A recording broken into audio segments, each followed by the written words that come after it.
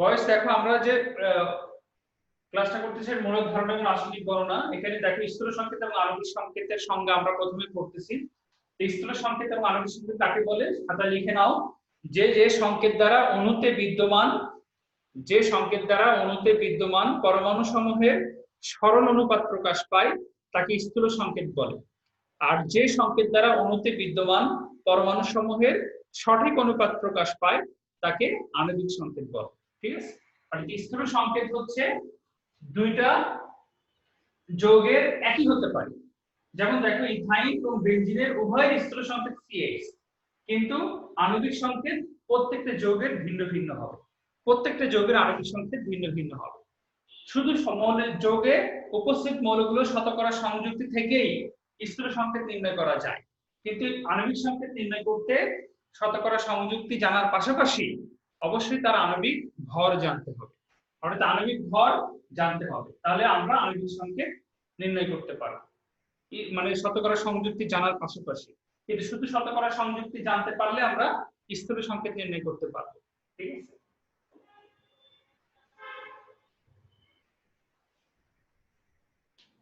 যেমন আমরা নির্ণয় করা শিখি আণবিক সংকেত স্থূল সংকেত কাকে বলে, পার্থক্য নিশ্চয়ই তোমরা বুঝলাম।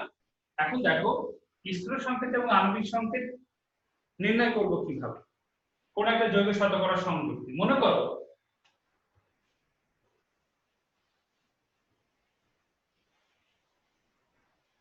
একটি জৈব যৌগে কার্বন ও হাইড্রোজেন এর শতকরা সংযুক্তি 40% ও 6.67%।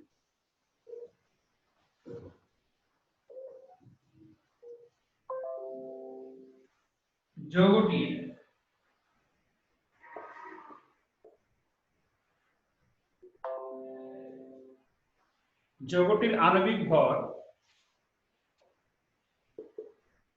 180 হলে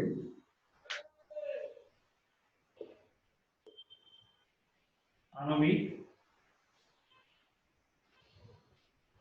সংকেত নির্ণয় করো। দেখো একটা যৌগ, একটা প্রশ্ন খুব সহজে আমরা দিয়ে দিয়েছি যে একটি জৈব যৌগে কার্বন ও হাইড্রোজেনের শতকরা সংযুক্তি 40% ও 6.67%। যৌগটির আণবিক ভর 180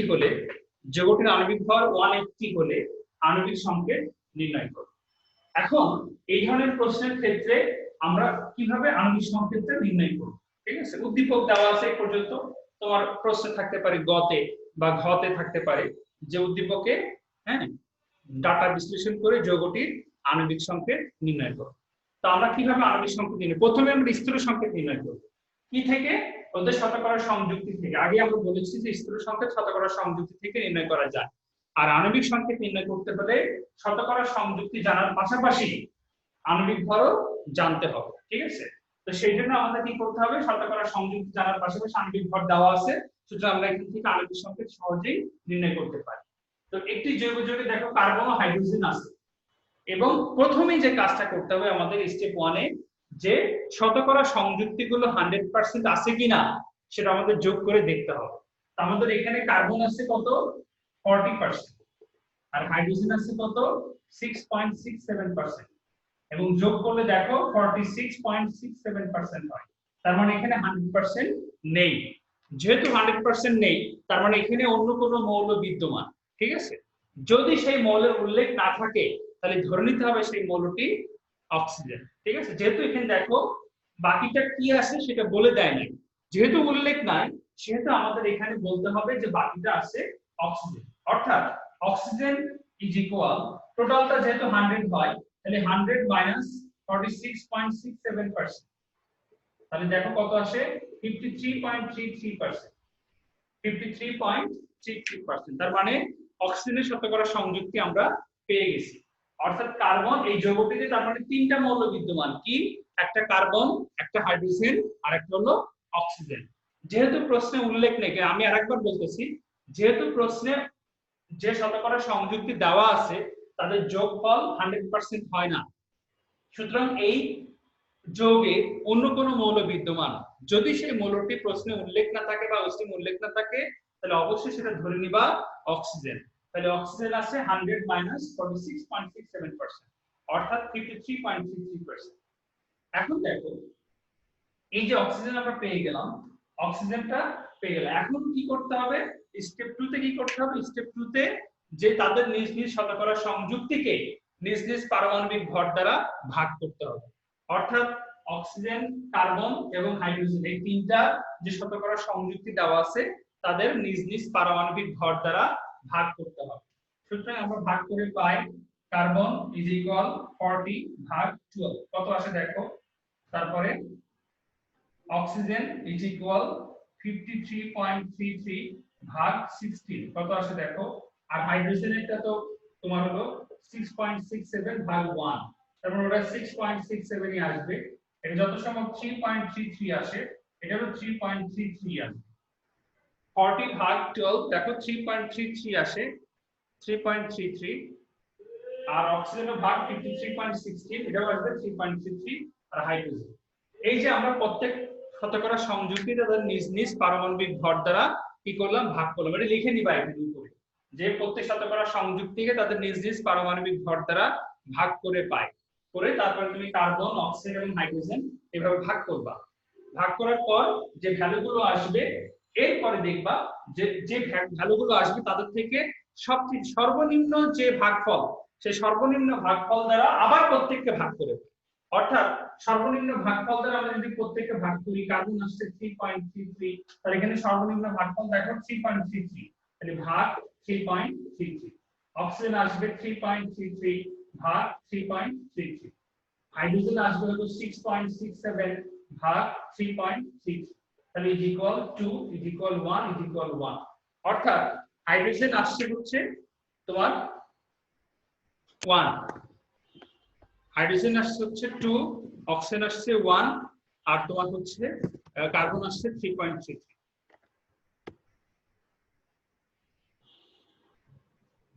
কার্বন আসছে 1, অক্সিজেন আসছে 1, হাইড্রোজেন আসছে 2.2। তো সুতরাং এটা এখন আমরা দেখতে পাচ্ছি যৌগটির স্থূল সংকেত। যৌগটির এখন লিখতে পারি যৌগটির স্থূল সংকেত CH2O। অর্থাৎ কার্বন হচ্ছে 1, হাইড্রোজেন হচ্ছে 2, অক্সিজেন হচ্ছে 1। অর্থাৎ আমরা কি করলাম? প্রথমে শতকরা সংযুক্তি যোগ করে দেখলাম 100% নেই, এবং মৌলটি ভিন্ন যে মৌলটা আছে তার উল্লেখ নেই, সুতরাং মৌলটি হচ্ছে অক্সিজেন। অক্সিজেন শতকরা সংযুক্তি কত? 100 থেকে এই যোগফলটা বিয়োগ করলাম 53.33%। এখন আমরা কি করলাম? প্রত্যেক শতকরা সংযুক্তিকে তাদের নিজ নিজ পারমাণবিক ভর দ্বারা ভাগ করলাম। পারমাণবিক ভর দ্বারা ভাগ করে পেলাম যে কার্বন, অক্সিজেন 3.33 এই দুটোই, আর হাইড্রোজেন 6.67। এর তিনটার মধ্যে এখন সর্বনিম্ন ভাগফল হচ্ছে 3.33। এই সর্বনিম্ন ভাগফল দ্বারা আবার প্রত্যেকটা ভাগ করলাম। অর্থাৎ কার্বন 3.33 ভাগ 3.33 1, অক্সিজেন 3.33 এটা হচ্ছে 1, এবং হাইড্রোজেন হচ্ছে 2। অর্থাৎ আমরা একটা কি পাইছি? পূর্ণ সংখ্যা বিশিষ্ট মৌলগুলোর পরিমাণ পেয়ে গেছি। অর্থাৎ সেগুলো হচ্ছে একটা 1:2:1। অর্থাৎ কার্বন হচ্ছে 1, অক্সিজেন হচ্ছে 1, হাইড্রোজেন হচ্ছে 2, অর্থাৎ 1:2:1। অর্থাৎ এখানে CH2O, এটা হলো যৌগটির স্থূল সংকেত আমরা পেয়ে গেলাম। এখন আমরা আণবিক সংকেত নির্ণয় যৌগটার নাম কি? হ্যাঁ বলো। তার যৌগটার নাম কি? যৌগটার নাম কি? স্থূল সংকেত থেকে যৌগের নাম এখনো তো নাম আসে না। এখনো নাম আসেনি। আণবিক সংকেত নির্ণয় করার পর তারপরে নাম আসবে। যদি আণবিক সংকেত এইটা আসতো তাহলে HCHO ফর্মালডিহাইড হতো, ফর্মালডিহাইড বা মিথানল, ঠিক আছে। যদি এটা আণবিক সংকেত আসতো, না আণবিক সংকেত থেকে আমরা যৌগটার নাম জানতে পারি। অনেক যৌগ আছে যাদের স্থূল সংকেত আণবিক সংকেত একই, সেই ক্ষেত্রে আমরা নাম স্থূল সংকেত দেখে বলতে পারি। এখন লেখো ধরি আণবিক সংকেত, ধরি যৌগটির আণবিক সংকেত CH2O হোল N। ধরি যৌগটির আণবিক সংকেত CH2O হোল N। অর্থাৎ আমরা দেখতে পাইছি যে C6H6, তার মানে এই যে N এর ভ্যালু এখন কত? 6। C2H2 ইথাইন, সেখানে N এর ভ্যালু কত? 2। অর্থাৎ একটা সিম্পল মাল্টিপল আণবিক সংকেতে থাকবে। এই সিম্পল মাল্টিপলটাই এর সাথে যুক্ত হয়ে মানে সাথে গুণ হয়ে আমরা আণবিক সংকেতটা নির্ণয় করতে পারব। তো সেই সিম্পল মাল্টিপলটা আমরা নির্ণয় করব কিভাবে? সিম্পল মাল্টিপলটা নির্ণয় করব আণবিক ভর বাই স্থূল সংকেতের আণবিক ভর, অর্থাৎ আণবিক ভরকে স্থূল সংকেতের আণবিক ভর দ্বারা ভাগ করব। অর্থাৎ আমরা সহজে এখন বলতে পারি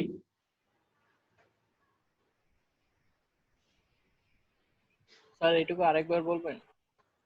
লিখে দিচ্ছি, দেখো প্রশ্ন মতে, এখন দেখো প্রশ্ন মতে মানে আণবিক এই যে সিম্পল মাল্টিপল মানে সরল গুণিতকটা আমরা পাবো কিভাবে? পাবো হচ্ছে আণবিক ভরকে স্থূল সংকেতের আণবিক ভর দ্বারা গুণ ভাগ করব। যেমন দেখো CH2O whole n is equal কি এর আণবিক ভর, দেখো প্রশ্নে আণবিক ভর দেওয়া আছে, যৌগটির আণবিক ভর 180, ঠিক আছে? অর্থাৎ CH2O whole n is equal 180। যেহেতু তোমরা শিখেছো বলছো যে আণবিক সংকেত থেকে আণবিক ভর নির্ণয় করা যায়, তো সুতরাং আণবিক সংকেত থেকে আমরা সহজে আণবিক ভর নির্ণয় করতে পারি, ঠিক আছে? সেই আণবিক সংকেতই ইজ ইকুয়াল তার আণবিক ভর। তাহলে আমরা এখানে স্থূল সংকেতের ভর সহজে নিচে চলে যাবে। দেখো এখন আমরা করতে পারি কার্বন 12 হাইড্রোজেন 2 * 1 যোগ অক্সিজেন 16 * n ইজ ইকুয়াল 180। 12 12 আর 14 30 30n ইজ ইকুয়াল 180। অতএব n ইজ ইকুয়াল দেখো 306, অর্থাৎ n এর ভ্যালু 6 আসলো, ঠিক আছে? অতএব যৌগটির আণবিক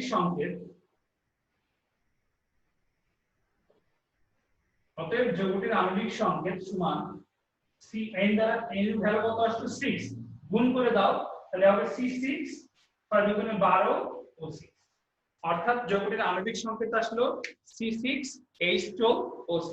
এটা হলো একটা কিসের সংকেত? গ্লুকোজের সংকেত। তোমরা জানো গ্লুকোজের সংকেত হচ্ছে C6H12O6।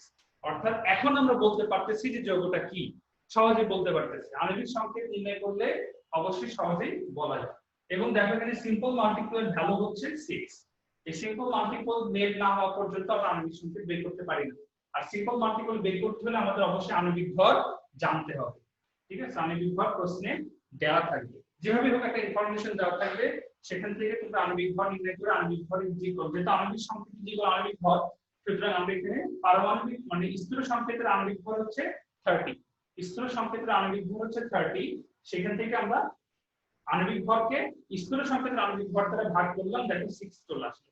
সুতরাং n এর ভ্যালু 6, n এর ভ্যালু আমরা এখানে মাল্টিপল করে দিলাম, C6H12O6 গুণ করে দিলাম।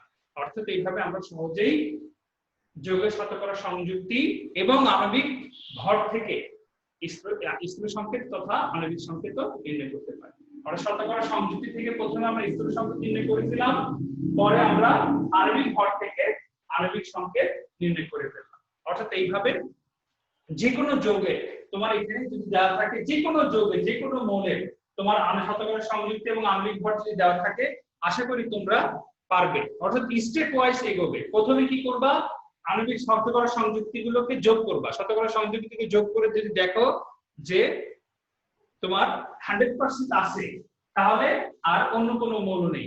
যদি 100% না থাকে, সেই ক্ষেত্রে যদি মৌলটি উল্লেখ না থাকে, তাহলে অবশ্যই ধরে নিতে হবে সেটা অক্সিজেন।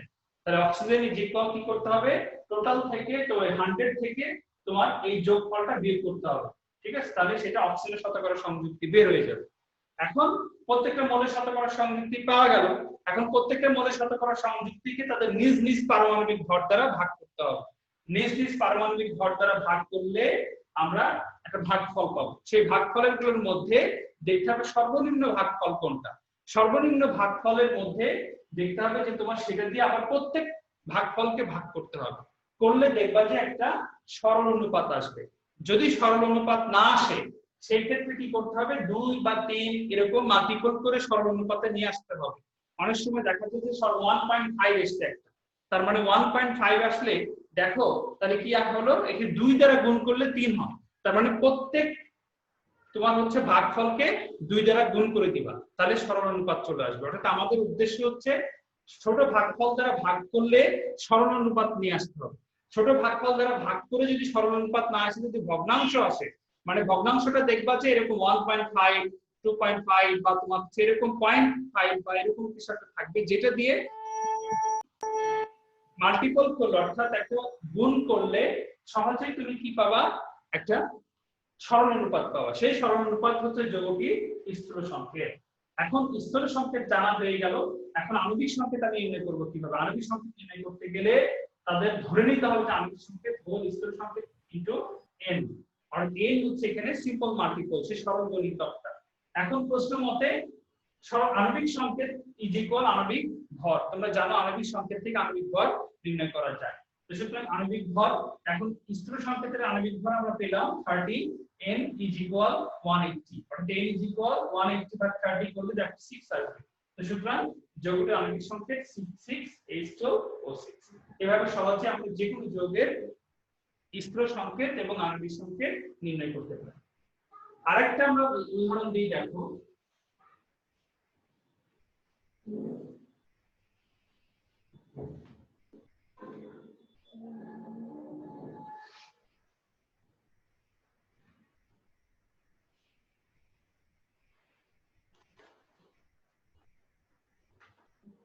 লেখো একটি যৌগে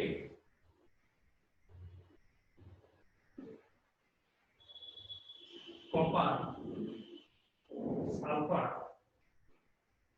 ও হাইড্রোজেন এ শতকরা সংযুতি 25.45%, সালফার হচ্ছে 12.83% ও হাইড্রোজেন হচ্ছে 4.00%, মানে 4%, 4.00%। যৌগটি স্যার ফার্স্ট এরটা কি 25.45%? 25.45%, তারপরটা 12.83%, তারপরটা 4%। যৌগটি আণবিক ভর 249.5 হলে আণবিক সংকেত নির্ণয় করো, যেখানে সবগুলো বা সম্পূর্ণ হাইড্রোজেন কেলাস পানি গঠন করে।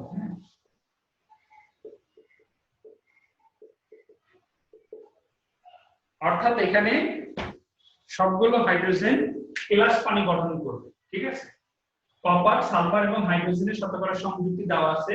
এই শতকরা সংযুক্তিগুলোকে তুমি প্রথমে কি করবে? স্যার এখানে কেলাস পানি বলতে কি বুঝিয়েছে?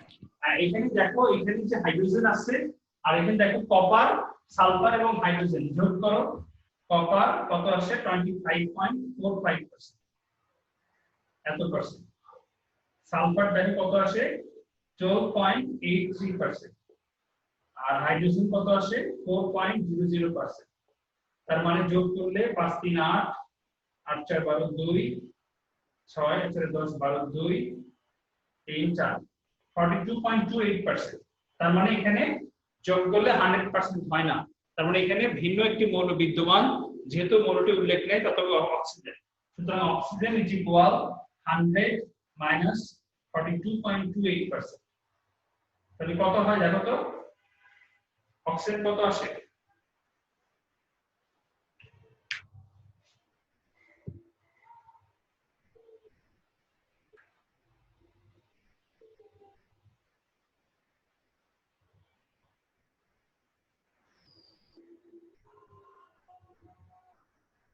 -100 42.28, 57.72%, 57.72%, ঠিক আছে। তো এখন আমাদের কার্বন, সালফার, হাইড্রোজেন এবং অক্সিজেন এই তিনটা কি করতে হবে? নিজ নিজ পারমাণবিক ভরকে এই শতকরা সংযুক্তি। স্যার কার্বন নয়, এটা copper. Copper, sorry, carbon, copper. তো কপার হচ্ছে 25.25 ভাগ 63.5। কপারের পারমাণবিক ভর জানতে হবে 63.5।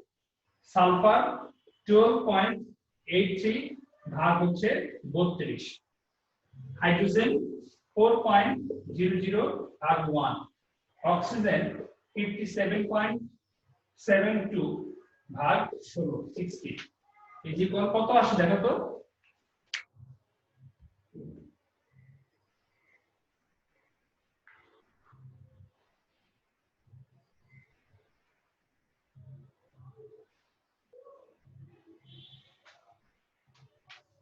এটা আসলে 3.607, এটা 4 আসবে,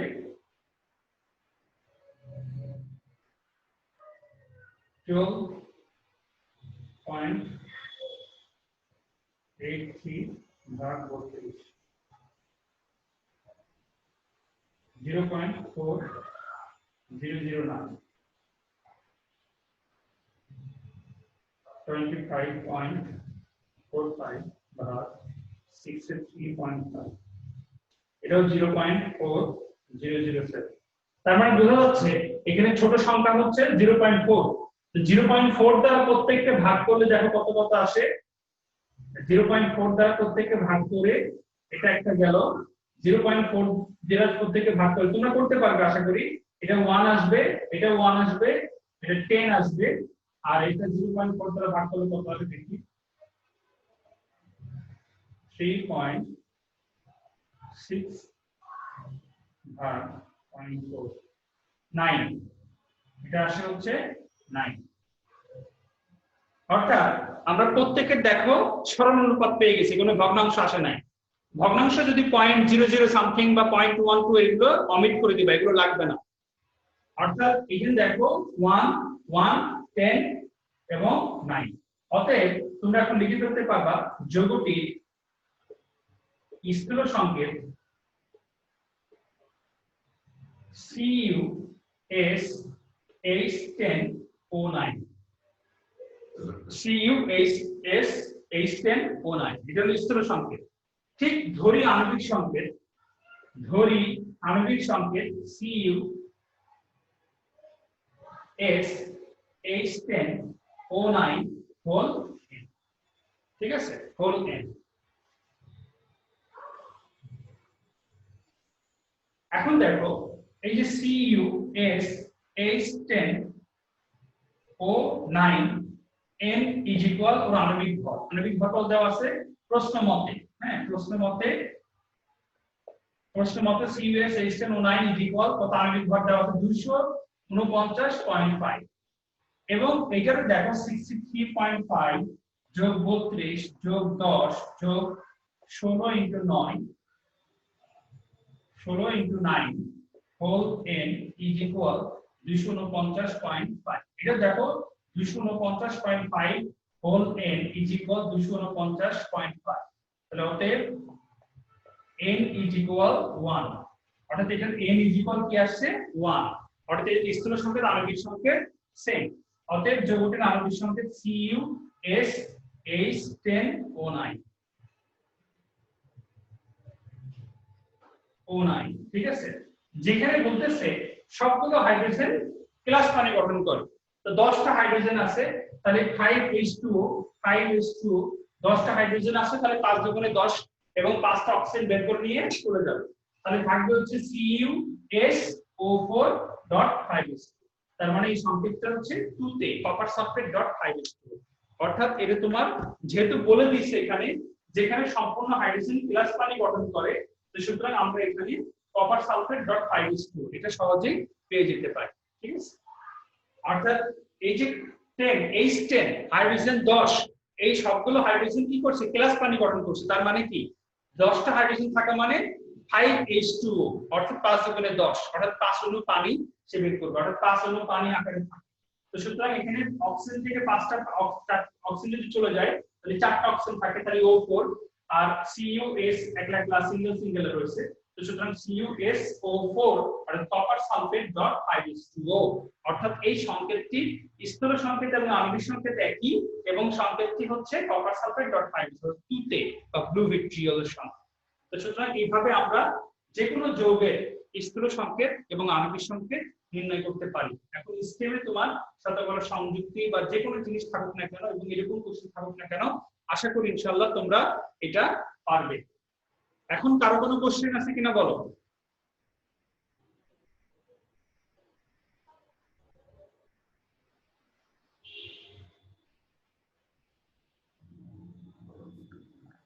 স্যার পারমাণবিক ভর দিয়ে ভাগ করার পর এরপর কি করলেন স্যার? পারমাণবিক ভর দ্বারা ভাগ করার পরে সবচেয়ে ছোট সংখ্যা দ্বারা ভাগ করলাম। যেমন সবচেয়ে ছোট সংখ্যা কি 0.4, অর্থাৎ প্রত্যেকটা এখন 0.4 দ্বারা ভাগ করলাম, যে আগের মতোই 0.4 দ্বারা ভাগ করো, এটাকে 0.4 দ্বারা ভাগ করলে 1 আসবে, এটাকে 0.4 দ্বারা ভাগ করলে 1 আসবে, এটাকে 0.4 দ্বারা ভাগ করলে 10 আসবে, এটাকে 0.4 দ্বারা ভাগ করলে 9 আসবে।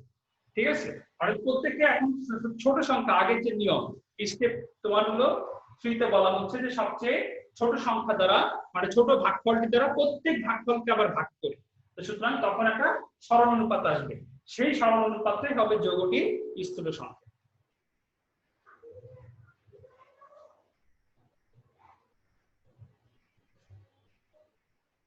ওকে, লেস দেন 1 মিনিট। আশা করি আর কারো কোনো কোশ্চেন নেই, ক্লাসটা ভালোভাবে বুঝতে পেরেছো। নেক্সট ক্লাসে আমরা এরপরে লিমিটিং বিক্রিয়ক সম্পর্কিত ম্যাথগুলো শিখবো। ঠিক আছে, ভালো থাকো সবাই।